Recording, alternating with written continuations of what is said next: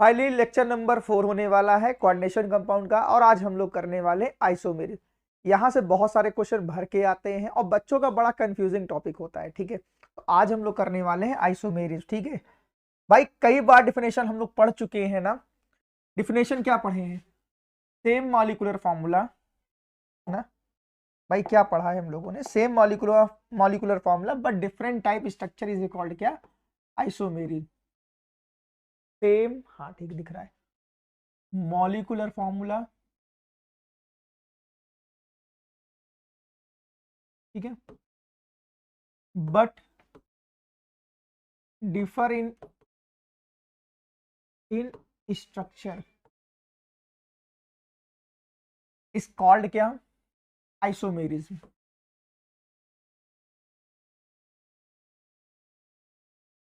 ठीक भाई,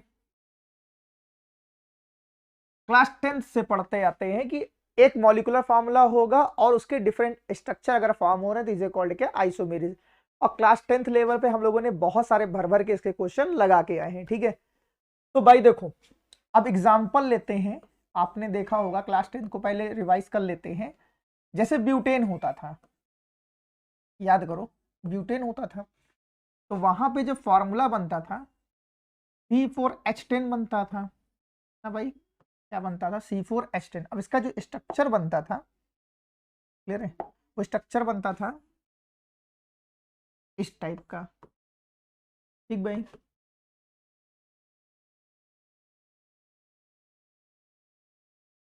याद करो, सही है कि नहीं? तो इसका नाम क्या बोलते थे हम लोग? N butane. क्या बोलते थे? N butane. हाँ या ना? क्लियर। इसी का एक स्ट्रक्चर और बनता था ना, सही है कि नहीं? इसका नाम क्या आता था? 2 मेथिल प्रोपेन। ठीक भाई, क्योंकि सेकेंड कार्बन पे क्या लगा हुआ है? मेथिल ग्रुप लगा हुआ है। हाँ या ना? याद आया कि नहीं याद आया? देखो, सेम मॉलिक्यूलर फॉर्मूला हमने यहाँ पे लिया हुआ है और उसके डिफरेंट स्ट्रक्चर अगर हमने बना लिया, इज कॉल्ड क्या? आइसोमेरिज्म। ठीक है भाई। अब देखो, यहाँ पे कुछ अलग नहीं होने वाला है। बस बस अब क्लास 10th के आइसोमेरिज को आप 12th वाले आइसोमेरिज में कन्वर्ट करने जा रहे हो भाई, ठीक है। तो भाई देखो, आइसोमेरिज क्या होगा? आइसोमेरिज आपके 2 टाइप्स के होंगे, ठीक। आइसोमेरिज क्या होगा भाई? आपके 2 टाइप्स के होंगे, क्लियर। एक बनेगा स्ट्रक्चरल आइसोमेरिज, एस, ठीक है।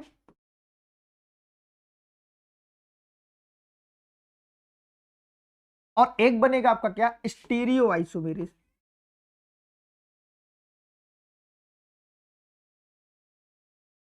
ठीक भाई, तो आइसोमेरिज को हम लोगों ने 2 पार्ट कर लिया। एक बना क्या? Structural isomerism. एक बना आपका स्टीरियो आइसोमेरिज, ठीक है।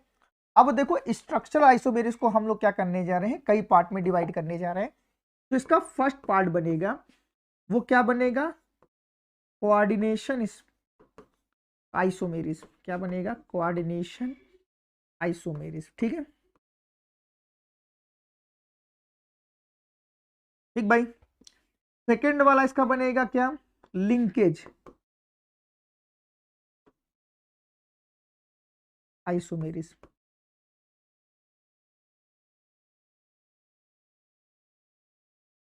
थर्ड आपका बनेगा सॉल्वेंट आइसोमेरिज्म। और चौथा आपका बनेगा लास्ट स्ट्रक्चरल आइसोमेरिज का आयोनाइजेशन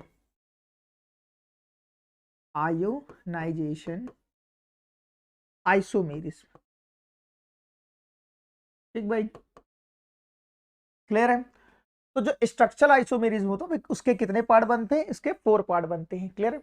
अब देखो, हम लोग चल रहे हैं स्टीरियो आइसोमेरिज की बात करने के लिए।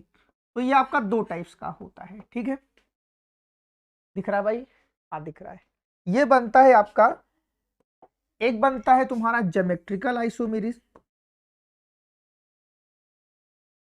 ज्योमेट्रिकल,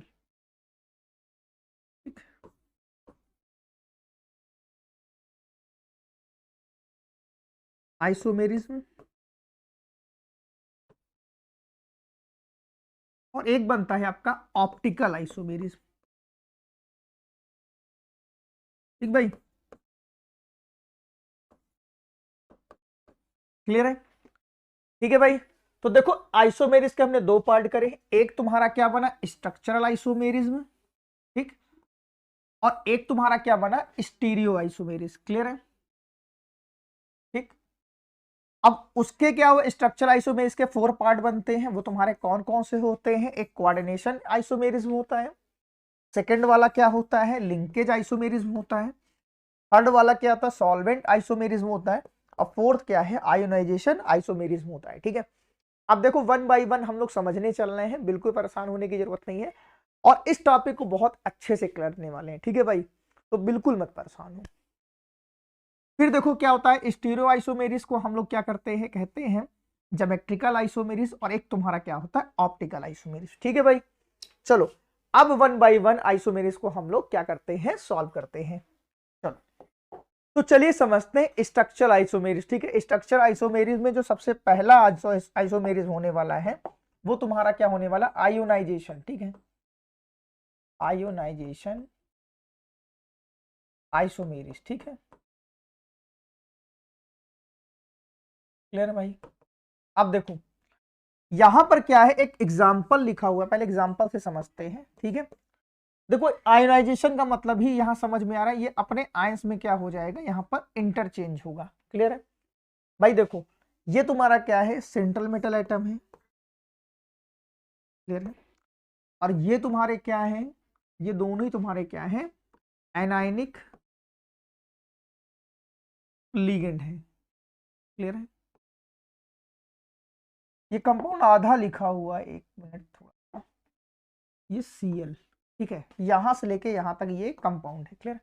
और ये तुम्हारा क्या है काउंटर आयन है। ठीक भाई, अब देखो यहां पे क्या होगा एनायनिक लीगेंड, एनायनिक लीगेंड और काउंटर आयन के बीच में इंटरचेंज हो जाएगा। क्या हो जाएगा भाई इंटरचेंज हो जाएगा। पर कैसे होगा देखो भाई, देखो यहां Cl जो है ये क्या है काउंटर आयन है, लेकिन ये काउंटर आयन कैसा है ये तुम्हारा एनायनिक काउंटर आयन है। क्या हो जाएगा एनायनिक काउंटर आयन है। ठीक है, अब ये क्या करेगा इंटरचेंज कर लेगा किसके साथ एनायनिक लिगेंड के साथ, और एक नए कंपाउंड की फॉर्मेशन कर लेगा जिसका नाम क्या होगा देखो, जिसका फॉर्मूला बनेगा ठीक H2O 5। ठीक, देखो ये 5 होगा। ठीक भाई, सर ये कंपाउंड आपको दिखाई देगा? भाई नहीं दिखाई देगा, तो इसका हम चल रहे हैं टेस्ट करने की यही कंपाउंड की फॉर्मेशन हुई है कि नहीं हुई है। चलो देखो अगर इसको हम क्या करेंगे AgNO3 के साथ, AgNO3 के साथ रिएक्शन कराएंगे तो भाई देखो यहां पर क्या मिलेगा आपको AgCl, क्या होगा भाई आपको मिल जाएगा AgCl, और AgCl की जो पीपीटी होती है वो कैसी होती है व्हाइट, क्या होती है व्हाइट पीपीटी।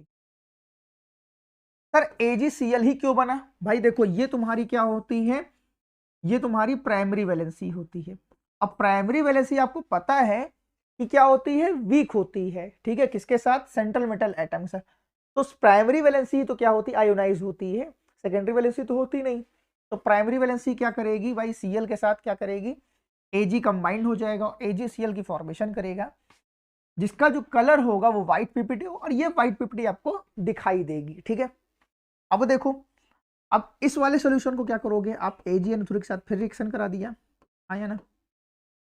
अब देखो ये क्या होगा यहां पर आपको क्या बनेगा AgBr की पीपीटी दिखाई देगी। किसकी पीपीटी दिखाएगी AgBr की पीपीटी दिखाएगी। जो इसका कलर होगा वो क्या होगा पेल येलो कलर होगा, और ये पेल येलो कलर क्या होगा आपको दिखाई देगा। आई होप आपको आयोनाइजेशन आइसोमेरिज समझ में आ गया होगा। ठीक है, क्या था भाई देखो यहां पर क्या होता है एनायनिक लिगेंड के बीच में क्या होता है इंटरचेंज होता है। और नए कंपाउंड की फॉर्मेशन होगी। तो भाई देखो यहाँ हमने क्या कर रहा है, AgNO3 के साथ रिएक्शन कराई। जब AgNO3 के साथ रिएक्शन कराई तो देखो वहां पे क्या बन गया, AgCl बना। और AgCl की जो पीपीटी होती है वो कैसी होती है, व्हाइट पीपीटी होती है। ठीक है भाई। अब देखो फिर जो तुम्हारा जो नया वाला कंपाउंड बना COCl ना H2O5, ये तुम्हारा क्या था। अब की बार देखो जो Br है ये तुम्हारी प्राइमरी वैलेंसी बन गया। अब Br अगर प्राइमरी वैलेंसी बन गया तो यही तो आयोनाइज होगा भाई, यही तो टूटेगा। ठीक है, अपने आयोनाइज होगा। और AgNO3 के साथ क्या बनाएगा भाई, AgBr बना लेगा। AgBr के साथ क्या होगा, वहां पे जो कलर बनेगा वो कैसी पीपीटी दिखाई देगी, पेल येलो कलर दिखाई देगा। और पेल येलो तो आपको समझ में आएगा भाई, दिखने में रहेगा। ठीक है, चलो चलो नेक्स्ट आइसोमेरिज सॉल्व करते हैं। ठीक भाई, हमारी नेक्स्ट आइसोमेरिज में है सॉल्वेट आइसोमेरिज। सॉल्वेट आइसोमेरिज का जो अदर नेम होता है वो क्या होता है, हाइड्रेट आइसोमेरिज। ठीक, क्या होता है, हाइड्रेट आइसोमेरिज। क्लियर है। हाइड्रेट का मतलब ही यार आप क्लास 10 में पढ़ते हो क्या, वाटर मॉलिक्यूल्स। क्लियर है।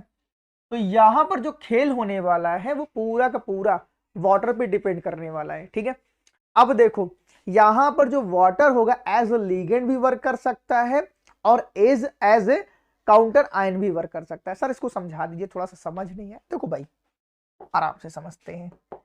देखो भाई यहां पर एक कंपाउंड की फॉर्मेशन हुई जिसका जो फॉर्मूला लिखा है वो क्या लिखा है, CrH2O की 6 और Cl3। क्लियर है।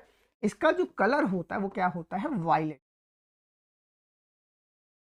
क्या होता है भाई, इसका कलर वायलेट। अब देखो यहां पर वाटर मॉलिक्यूल से है ना, ये तुम्हारी क्या है, प्राइमरी वैलेंसी है और ये तुम्हारी क्या है, सेकेंडरी वैलेंसी है।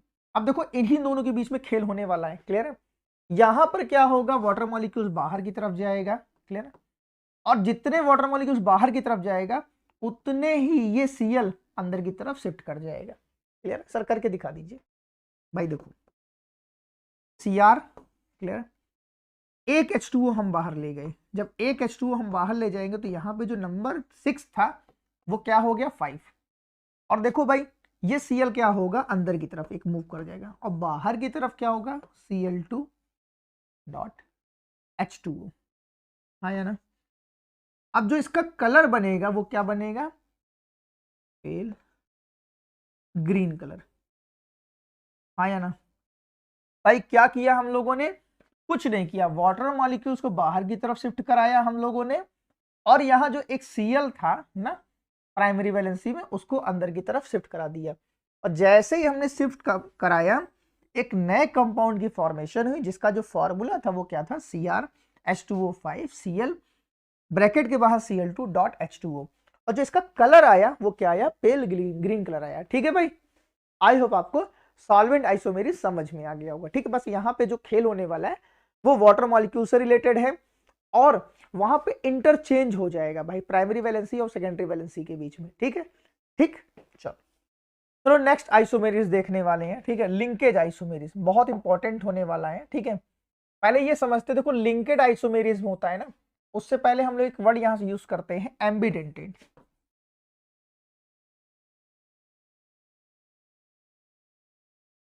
ठीक है, एम्बिडेंटेड लिगेंड हम लोग पढ़ के आए हैं प्रीवियस क्लास में। ठीक, यहां पे क्या होता है, दो डोनर साइट होती है, टू डोनर साइट होती है, डोनर डोनर साइट होती है। ठीक है, और ये तुम्हारे क्या होते हैं, मोनोडेंटेट होते हैं। अगर आपको एम्बिडेंटेड लिगेंड कहीं भी दिख जाए तो वहां ये समझ लेना कि कौन सा आइसोमेरिज्म होने वाला है, लिंकेज आइसोमेरिज्म होने वाला है। ठीक है सर, एक एग्जांपल दे दीजिए। देखो भाई HCN, ठीक है, तो यहां पे डोनर साइड कौन सी है भाई, सल्फर है, सेंट्रल मेटल एटम को। क्लियर है। और यहां पर देखो इसी का अगर हम दिखाएं तुमको दूसरा वाला, ठीक है, NCS, तो यहां पे डोनर साइड कौन बनेगी सेंट्रल मेटल एटम के लिए भाई, नाइट्रोजन।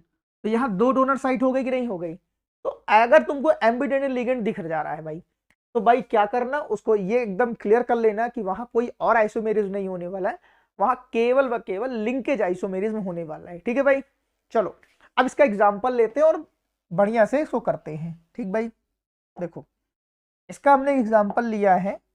देखो तुम्हारा क्या है, कह रहा है यहाँ देखो सेंट्रल मेटल एटम ये हो गया, ये तुम्हारा लीगेंड हो गया, ठीक है, मल्टीपल लीगेंड है। तो यहाँ देखो पहले क्या लिखा गया है, ONO, क्या लिखा गया है, ONO। तो आपको ये पहले से क्लियर कर दे रहे हैं। देखो NO2 ये तुम्हारा क्या होता है, एम्बीडेंटेट होता है, एम्बीडेंटेट होता है।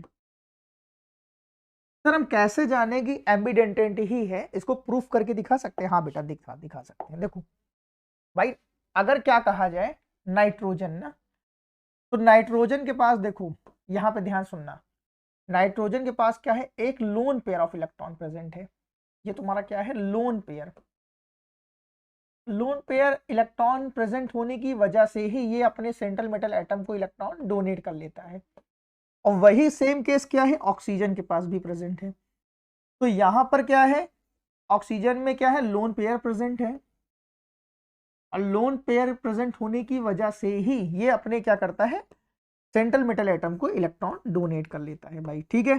चलो तो यहां दो डोनर एटम हुए, कौन कौन से हुए, N हुआ और क्या, ऑक्सीजन हुआ। लेकिन एक चीज ये ध्यान रखना, एक टाइम में एक ही एलिमेंट इलेक्ट्रॉन को डोनेट करेगा। क्यों? क्योंकि मैंने पहले से ही क्लियर बता दिया कि लिंकेज आइसोमेरिज में एम्बीडेंटेट तो होगा ना, देखो मैंने लिखा हुआ एम्बीडेंटेट तो होगा, लेकिन वो क्या होगा, मोनोडेंटेट होगा। मोनोडेंटेट का मतलब एक टाइम में एक ही एलिमेंट इलेक्ट्रॉन को डोनेट करेगा, ठीक। चलो भाई अब देखो यहां पर क्या हो रहा है, देखो भाई यहां पर क्या कर रहा है, ऑक्सीजन अपने इलेक्ट्रॉन को सेंट्रल मेटल एटम को डोनेट कर रही है भाई, ठीक है, क्लियर है।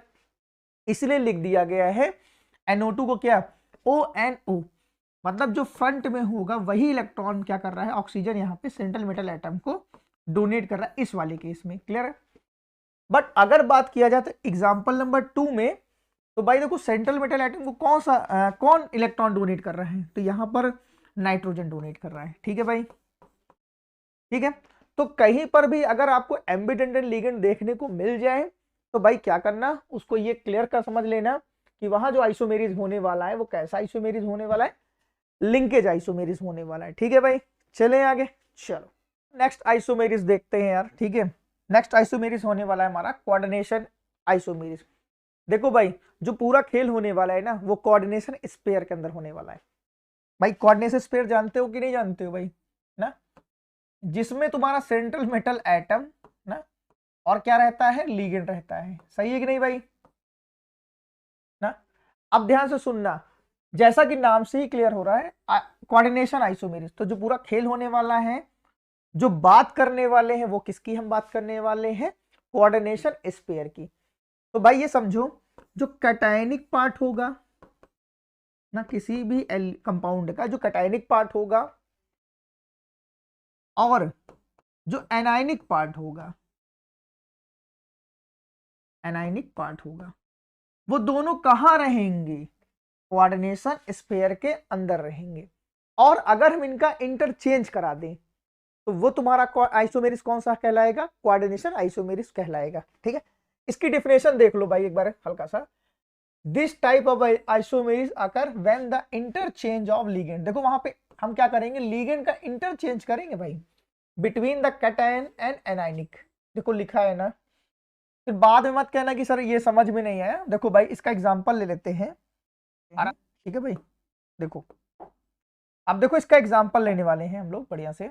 देखो भाई ये तुम्हारा क्या है, कैटायनिक पार्ट है ना, और ये तुम्हारा क्या है, एनायनिक पार्ट है, ठीक भाई, क्लियर है। और दोनों ही क्या किस में प्रेजेंट है, कोऑर्डिनेशन स्पेयर में प्रेजेंट है। मैंने पहले से ही क्लियर कर दिया था कि भाई जो यहाँ खेल होने वाला है किसी भी कंपाउंड का, वो कहाँ पे होने वाला है, कोऑर्डिनेशन स्पेयर के अंदर होने वाला है। कैटायनिक और एनायनिक का क्या करेंगे, इंटरचेंज कराएंगे भाई, ठीक है। तो भाई यहाँ पे क्या कर दो, चाहे सेंट्रल मेटल एटम का इंटरचेंज करा दो या फिर क्या करा दो, लिगेंड का चेंज करा दो। सर एक करके दिखा दीजिए। देखो भाई आराम से करेंगे, ठीक है, मिनट, क्योंकि स्पेस चाहिए होगा हमको। देखो अब देखो आराम से, यहां पर क्या आ गया, CO आ गया, और क्या है NH3, ठीक भाई 6, और यहां पर क्या बनेगा भाई, ये जो Cr है, Cr, भाई हमने क्या किया, हमने सेंट्रल मेटल एटम को ही क्या कर दिया, चेंज कर दिया। अगर सेंट्रल मेटल एटम या फिर लिगेंड इंटरचेंज कर रहे हैं तो वहां पर कौन सा आइसोमेरिस पाया जाएगा, वहां पर कोऑर्डिनेशन आइसोमेरिस पाया जाएगा। अब हम लोग नेक्स्ट पार्ट में करने वाले हैं स्टीरियो आइसोमेरिस, ठीक है, बहुत इंपॉर्टेंट होने वाला है, वहां पे बच्चों का बड़ा कंफ्यूजन रहता है। अगर वीडियो को अभी तक आपने लाइक नहीं किया तो वीडियो को लाइक करिए, अगर चैनल को सब्सक्राइब नहीं किया तो चैनल को सब्सक्राइब करिए, क्योंकि 15 जनवरी से पहले पहले हम लोग यहाँ पर कंप्लीट एनसीईआरटी बुक को बहुत अच्छे से फॉलो करने वाले हैं। ऐसा कोई भी क्वेश्चन नहीं छूटने वाला है जो बोर्ड में आया हो और आप यहाँ पे नहीं पढ़ने वाले हो।